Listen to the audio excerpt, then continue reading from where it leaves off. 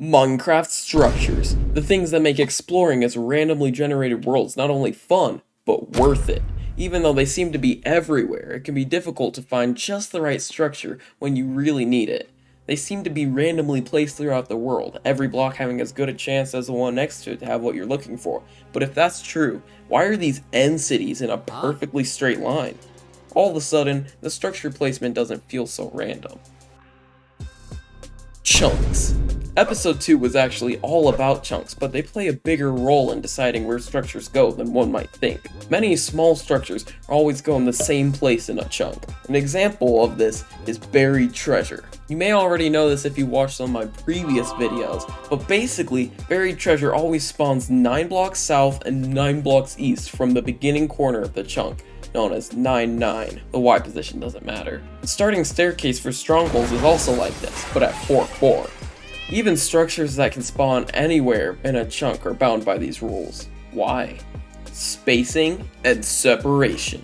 The reason you don't see structures of the same type spawning next to each other is because they literally can't. In Minecraft's code, there are 2 values for each structure.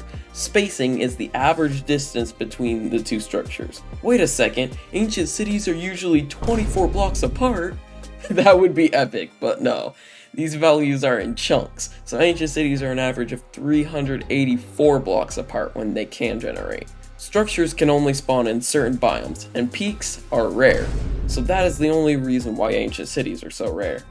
Separation is the minimum distance between structures, in chunks.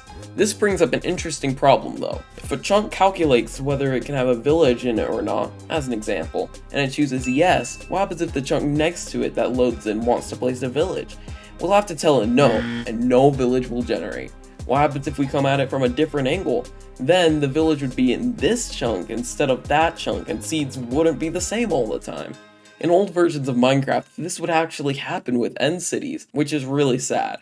To get around this problem, you have to have areas where villages can spawn, and areas where they can't, like a grid. The larger the separation, the larger the grid. When messing around with custom structures with the minimum separation, 1 chunk, I got this. In these random spread algorithms, 2 types are used. Linear, the default where structures are placed in lines, crazy enough, and triangular, used for end cities, monuments, and mansions. End cities in particular spawn in noticeable lines, as shown in the intro. Along the z-coordinate in strips of 20 chunks are where they are able to spawn. There is, however, one structure that is not spread randomly throughout the world. Strongholds. They are an essential part of the Minecraft experience, and there are 128 strongholds generated in a single Minecraft world. These strongholds are generated around a series of 8 rings of increasing radius from the point 0, 0. Each of these rings has a thickness of 1,536 blocks, and are 1,536 blocks away from each other. The first ring contains 3 strongholds, and the strongholds increase in quantity as the rings get larger. The strongholds are generated all about the same distance from each other inside the ring. Strongholds are not meant to generate above ground, and the game will try its best to prevent that happening.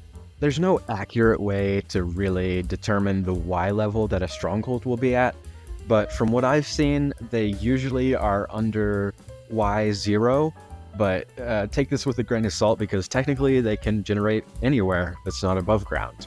Of course, that comes with a caveat, which is if you play on Bedrock, that doesn't apply to you pretty much. On that edition, strongholds are just randomly created, more commonly under villages, but with no obvious set spacing or minimum Y height.